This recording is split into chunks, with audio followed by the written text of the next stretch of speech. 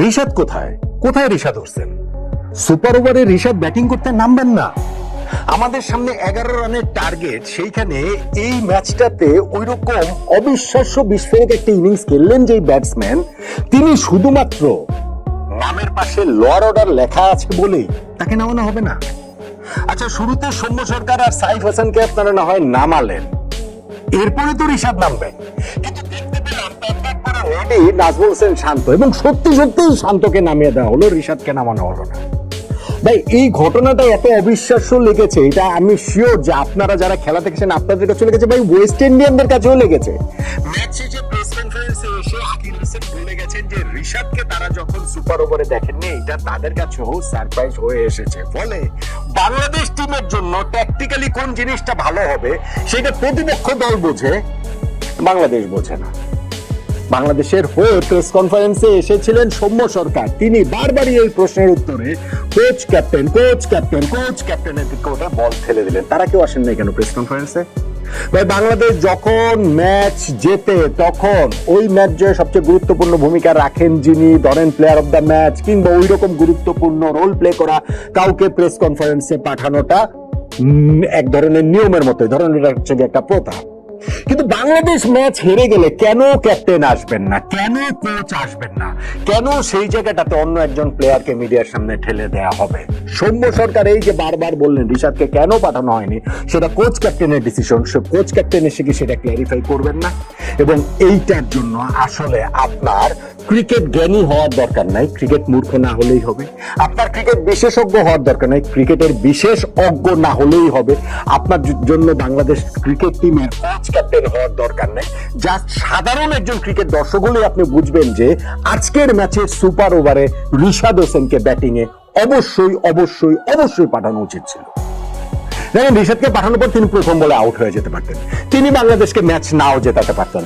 আমাদের সামনে West Indies যে 11 রানের টার্গেট সুপার ওভারে দিয়েছিল সেটা আমরা অ্যাচিভ করতে নাও পারতে পারতাম। আমরা 9 রান করেছি, ধরেন রিশাদ নামলে আমরা সেইটাও হয়তো করতাম না। কিন্তু আপনার ম্যাচের পরিস্থিতি যখন আপনি বিবেচনা করবেন, তখন রিশাদকে না নামানোর পক্ষে কোন রকম কোনো যুক্তি থাকতে পারে? আজকের ম্যাচটাতে বাংলাদেশের যেখানটাতে ওয়েস্ট ইন্ডিজের ক্যাপ্টেন সেই হোপ ম্যাচ শেষে বলছিলেন যে ওদেরকে আমরা 160-170 রান আটকে রাখবো বলে আশাবাদী ছিলাম, কিন্তু শেষ দিক দিয়ে গিয়ে ওরা দুর্দান্ত ব্যাটিং করেছে, যেই কারণে স্কোরটা 213 হয়ে যায়। সেই দুর্দান্ত ব্যাটিংটা কে করেছেন? রিশাদ করেছেন রে ভাই। শেষ 10 ওভারে আমরা 82 রান নিয়েছি, শেষ 4 ওভারে আমরা 50 রান নিয়েছি রিশাদ এবং মেহেদী হাসান মিরাজের পার্টনারশিপে। সেইখানে রিশাদ তিনি 14 বলে 39 রানের একটা ইনিংস খেলেছেন, যে ইনিংসটা ওয়ানডে ক্রিকেটে বাংলাদেশের হিস্ট্রিতে স্ট্রাইক রেটের বিবেচনায় 30+ রানের ইনিংসে সবচেয়ে উপরে। এতদিন পর্যন্ত মাশরাফি বিন মুর্তজা এবং সাকিব আল হাসানের দুইটা ইনিংস কেনিয়া এবং পাকিস্তানের বিপক্ষে দুইটা ইনিংসই 16 বলে 44 রান ছিল, যেটার স্ট্রাইক রেট ছিল 275। রিশাদের আজকে 14 বলেই এই 39 রানের ইনিংসটাতে স্ট্রাইক রেট হচ্ছে 278। আর আগের ম্যাচটাতেও তো ভাই রিশাদ 13 বলে 26 রানের একটা ইনিংস খেললেন। প্রথম ওয়ানডেতেও তো বাংলাদেশের স্কোর হয়তো 190-90 হতো, 180-90 স্কোরটাকে 207 পর্যন্ত নিয়ে গেছেন। আজকের ম্যাচটা তো ওই 180-90 হতো, সেটাকে 213 পর্যন্ত নিয়ে গেছেন। সো সেই রিশাদকে সুপার ওভারে ব্যাটিং এ নামানো হবে না। আমরা প্রথমবারের মতো সুপার ওভার খেলছি, এটা কোনো এক্সকিউজ হতে পারে?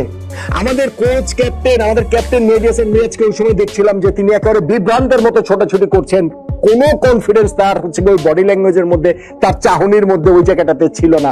আমাদের কোচ ফিল সিমন্স আসলে বোধহয় নামেই কোচ, মাস শেষে বেতন নেওয়া ছাড়া আমি আসলে তার যে খুব প্রোঅ্যাক্টিভ রোল দেখি, এবং 2 দিন আগেও তিনি বলেছেন যে তিনি এখনো শিখছেন, ও ওয়ার্ল্ড কাপ উইনিং টিমের মানে কোচ তিনি এখনো বাংলাদেশ থেকে কি শেখেন এটা আমি ভাই বুঝি না।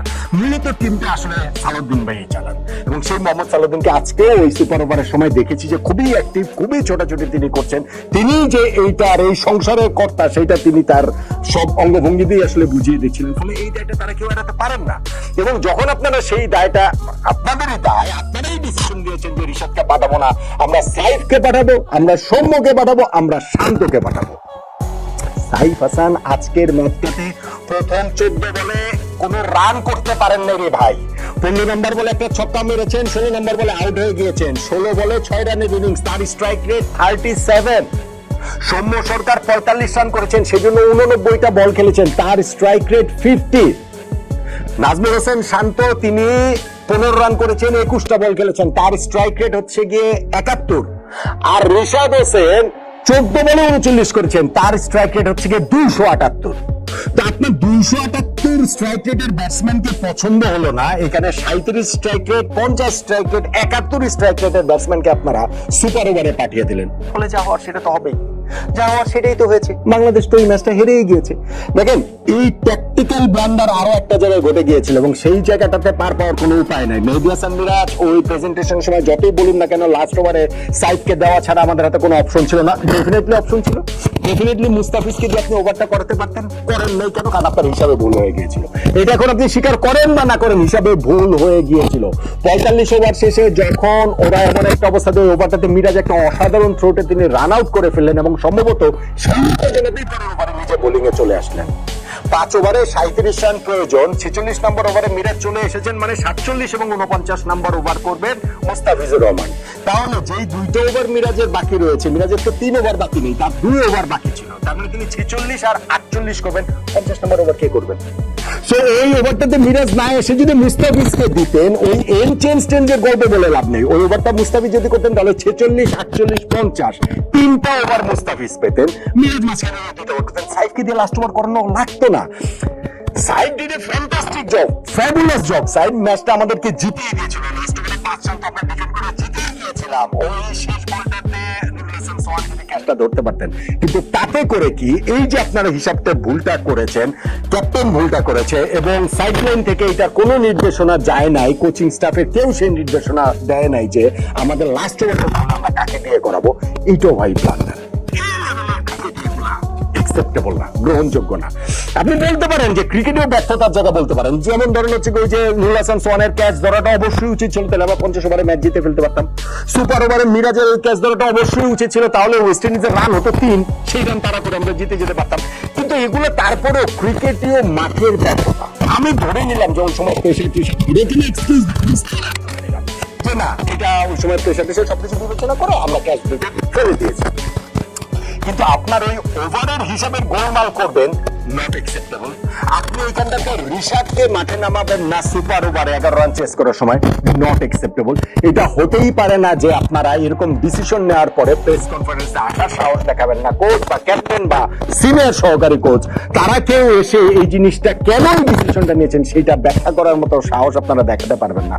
তাহলে এটা কোনোভাবেই কোনো কথা হতে পারে বলে আমার কাছে মনে হয় না। আমি আবারও বলছি, রিশাদকে নামালেই আমরা ম্যাচ জিতে যেতাম, এর গ্যারান্টি কি? কোনো গ্যারান্টি আছে? কোনো গ্যারান্টি নেই। প্রথম বলে মারতে গিয়ে রিশাদ আউট হয়ে যেতে পারতো, কিন্তু যেই ব্যাটসম্যান গত ম্যাচে 200 স্ট্রাইক রেটে ব্যাটিং করেছে 13 বলে 26 রানের ইনিংস, যেই ব্যাটসম্যান আজকের ম্যাচে 278 স্ট্রাইক রেটে ব্যাটিং করেছে 14 বলে 39 রানের ইনিংস খেলেছে, সেই ব্যাটসম্যানকে বসিয়ে রেখে আপনারা 37 strike rate, 50 strike rate, 71 strike রেটের ব্যাটসম্যানকে যখন পাঠান, তখন সেইটা আসলে সরি টু সে ক্রিকেট মূর্খামি মনে হয়।